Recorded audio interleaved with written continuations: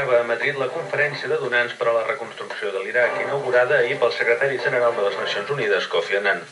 Espanya, amb 300 milions de dòlars, és un dels països que més aportacions fa a la conferència, tot just darrere del Banc Mundial, el Japó i el Regne Unit. I davant de la Unió Europea, que només n'aporta 235. França i Rússia, en canvi, s'han desmarcat de la conferència i hi envien representants de baix rang. Tot plegat, mentre diverses entitats integrades per organitzacions no governamentals afirmen que abans de fer estimacions econòmiques sobre la reconstrucció cal estabilitzar políticament l'Iraq. A més, des d'organismes com Amnistia Internacional es demana que el procés de reconstrucció tingui més en compte les necessitats reals de la població iraquiana que no pas els interessos polítics i econòmics dels països donants.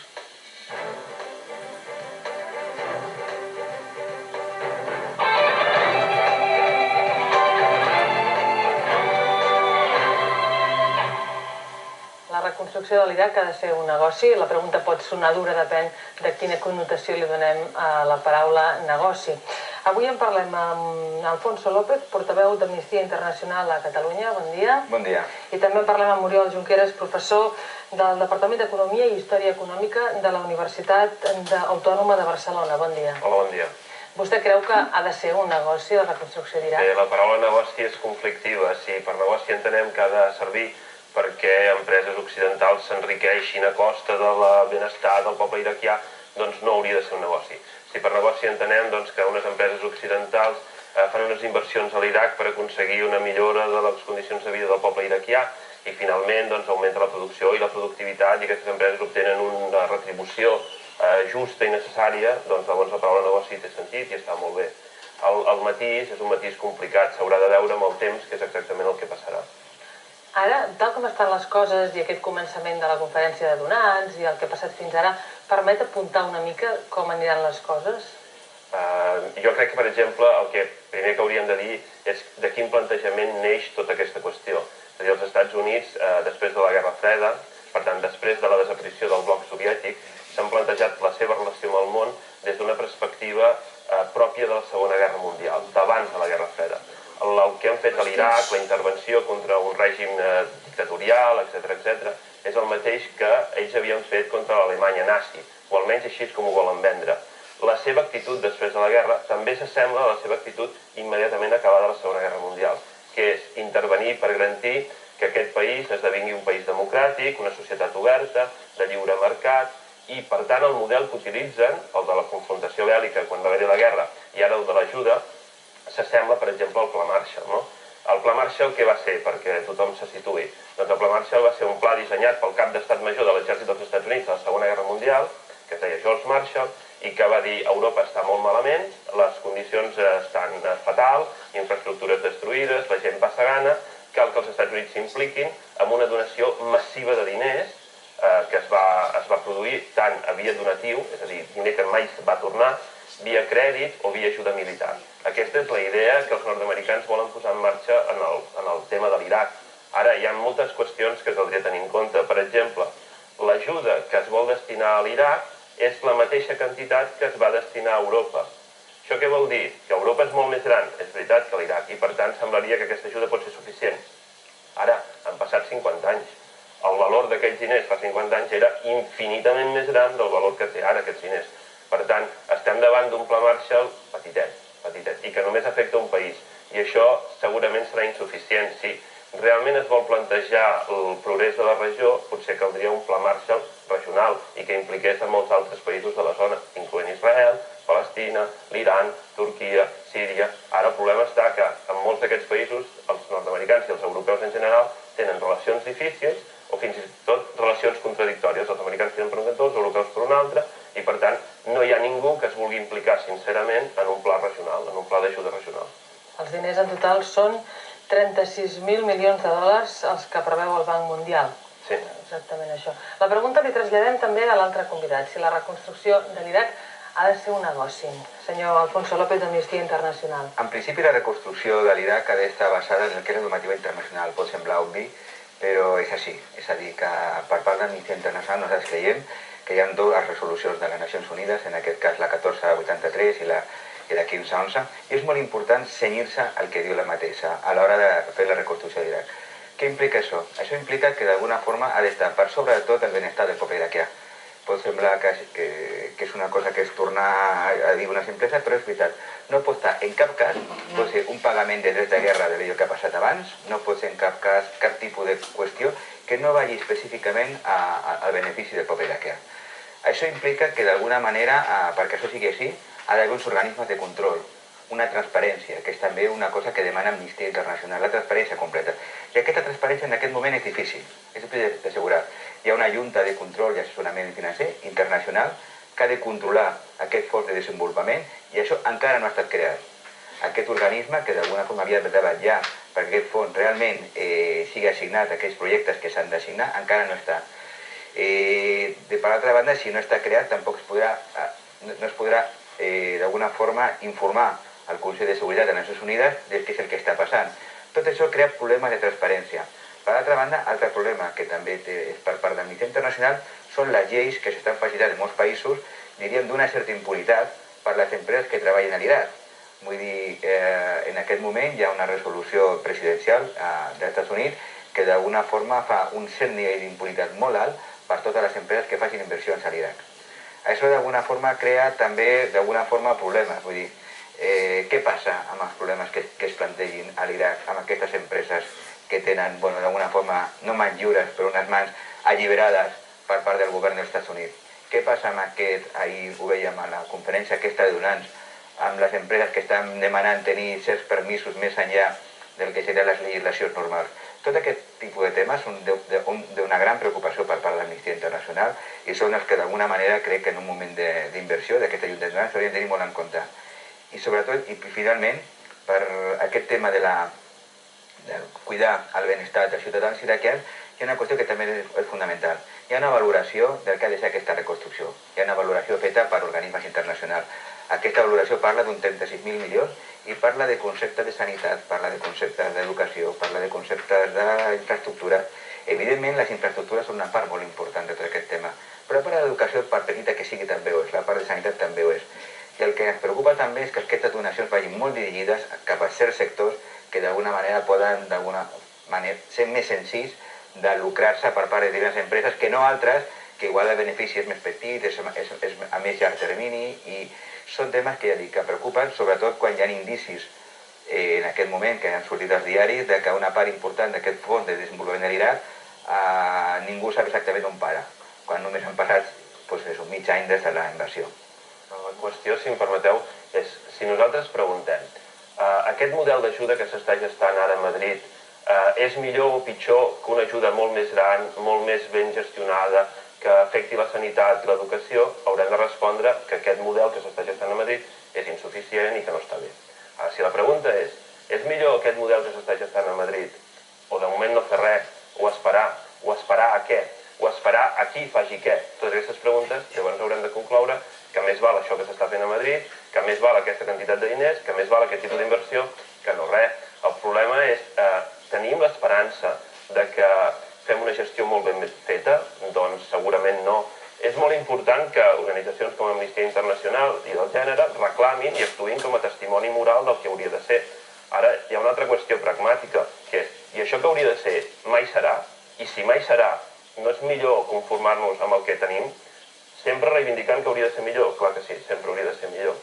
Per tant, depèn de com es plantegi la pregunta, i si ens ho qüestionem des d'un punt de vista moral, d'allò que hauria de ser, o des d'un punt de vista pràctic, i qui ho farà, això? Recordeu que països europeus que diuen que el model aquest nord-americà no funciona, com França i Alemanya, per exemple, de moment s'han negat a condonar el deute exterior iraquià. Per tant, aquests països que van de model de gestió i que diu que estan molt preocupats pel benestar del poble iraquià, no renuncien a cobrar els deutes que Saddam Hussein va contreure amb aquests països. Per tant, aquí no hi ha bons i dolents, és una qüestió de què es pot fer i de qui ho farà. De moment, una gran majoria dels nostres espectadors diu que no ha de ser un negoci, un 78% davant d'un 22%. Hi ha una altra opinió que rebem per telèfon en aquests moments. Bon dia. Bon dia. El seu nom, sisplau. Adil. Adil, digui, endavant. Que truco de Sant Feliu. A veure, estem parlant d'un tema una mica complicat d'abordar, perquè ara ens han posat davant del fet acomplit que és un país destrossat ja. O sigui, que se'ls plantegi la reconstrucció o no, ja és un altre tema, o sigui que estem davant d'un fet acomplit. A veure, quan era petit em parlaven de la colonització i després de la independència, no? Però no, a veure, estic una mica nerviós. Perdoni, vostè és iraquià, Adil? No soc àrab. A veure, no vull dir la meva nacionalitat, però soc àrab. M'identifico amb aquest tema, no? Doncs ens parlaven de la colonització i després de la independència. I mai era una independència real. O sigui que seguim-ne dependent dels països colonitzadors. Com a mena de que els països colonitzadors ens han imposat unes multinacionals que estan gestionant el país. I és el que passa ara a l'Iraq. O sigui que és una potència mundial del petroli i ara les empreses multinacionals estan frotant les mans. O sigui que quan escoltem que al Japó hi va emetre em sembla que eren 1.500 milions d'euros, és per tindre un negoci, em sembla. No es tracta de reconstruir el país basant en teories d'ONGs o tal, o el que sigui, no? Adil, ha quedat molt clar el seu punt de vista. Ara en parlarem. Jo també els volia preguntar fins ara què ha passat, quines empreses han obtingut els contractes, perquè pel que es diu són totes, pràcticament totes americanes, i fins i tot s'ha parlat d'una empresa relacionada amb el vicepresident nord-americà Dick Cheney. Qualsevol. Gràcies, Adil. Merci, adéu. Bon dia. En tot aquest procés, evidentment, hi ha una manca de transparència, no se sap exactament de quina manera s'assignen els fons. Aquesta empresa que està de Dick Cheney, que tu comentaves abans, es veu que va obtenir, però no va haver ni tan sols un concurs en els Estats Units d'Amèrica per donar aquest tipus de col·laboració. Per altra banda, comentar una cosa, no és un problema moral, com tu comentaves abans, el que planteja Amnistia Internacional. Un problema moral serà un problema que podria ser, no sé, indiscutible. Estem parlant de resolucions de les Unides pactades entre la gent que hi ha allà, Estats Units, França, Anglaterra, Rússia. Una cosa és que m'agradi i altra cosa és que no m'agradi.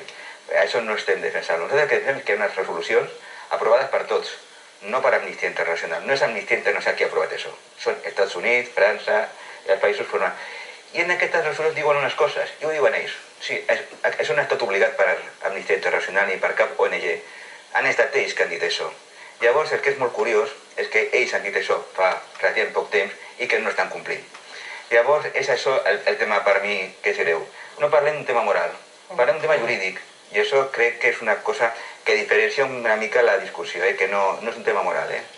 Fins i tot en el cas del tema jurídic, de que ens ho plantegem des del punt de vista estrictament jurídic, a mi em sembla molt bé que Amnistia Internacional posi el crit al cel quan això no es compleix. Em sembla perfecte. I crec que aquests països que tu has citat haurien de complir i haurien de tindre una preocupació més sincera i haurien de portar a terme allò que diuen. Ara el problema, una altra vegada, torna a ser el mateix d'abans.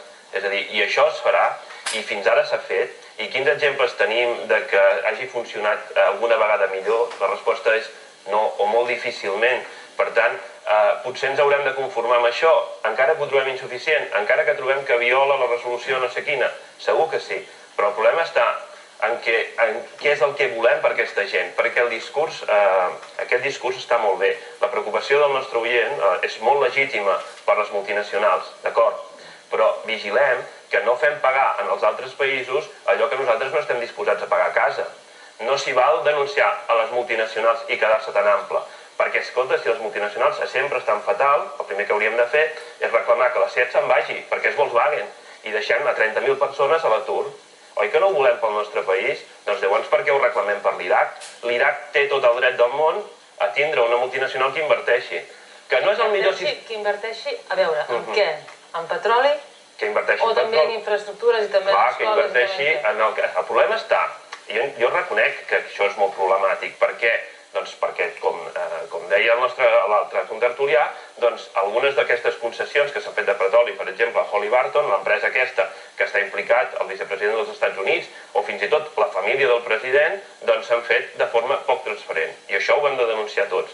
Al mateix temps, però, hi ha empreses que el que estaran fent allà és, per exemple, reequipar els ports, o millorar els ports, a un Qassar, a la zona de Basra, que milloraran els ponts, o que construiran ponts, o que rehabilitaran ponts, o canals de reg. Aquesta és una aspiració legítima, o que muntaran algun negoci relacionat amb la construcció, empreses cimenteres, perquè totes aquestes obres necessitaran ciment i per tant caldrà una inversió d'una empresa que allà faci ciment i per tant això donarà llocs de treball i per tant distribuirà renda a través dels salaris i d'això ens n'hem de felicitar tots. Què és el millor model o no és el millor model? Aquesta és una altra discussió, però ens n'hem de felicitar que passi això. Volem recollir altres opinions. Avui hem anat a Mataró i hem preguntat a la gent que ens hem trobat si la reconstrucció de l'Iraq ha de ser un negoci. Jo crec que sí, que és un negoci. És un negoci de tots els països, diguem, que estan ficats pel mig. Absolutament clar, absolutament claríssim que la reconstrucció de l'Iraq de cap de les maneres ha de ser un negoci per ningú. El que hauria de ser és un servei, però això és un altre llenguatge que ja no ens pertoca parlar a nosaltres. No ha de servir per encobrir negocis de les empreses privades, que jo crec que és el que ha provocat realment aquesta guerra. Però penso que si no haguéssim pensat que seria un negoci no hauríem fet el que han fet. Mai ha de ser un negoci i penso que és una responsabilitat de tots col·laborar a reconstruir-lo, però mai gestionat pels americans. O sigui, no té que vindre certes persones o certes empreses de fora per aprofitar-se d'un país, dels mals d'un país que han provocat altres persones per una guerra. Òbviament que això hauria de subvenir en aquesta reconstrucció a aquell qui ha causat aquesta reconstrucció, però no com a negoci, de cap manera. L'ajuda sí que ha de venir des de fora, perquè s'ha creat una situació, diríem que la necessita, però la decisió ha de ser d'ells. Igual que es va decidir atacar i envair per temes polítics, doncs ara s'ha de reconstruir per temes humanitaris. No hi ha cap altra... Per mi no hi ha cap altra resposta.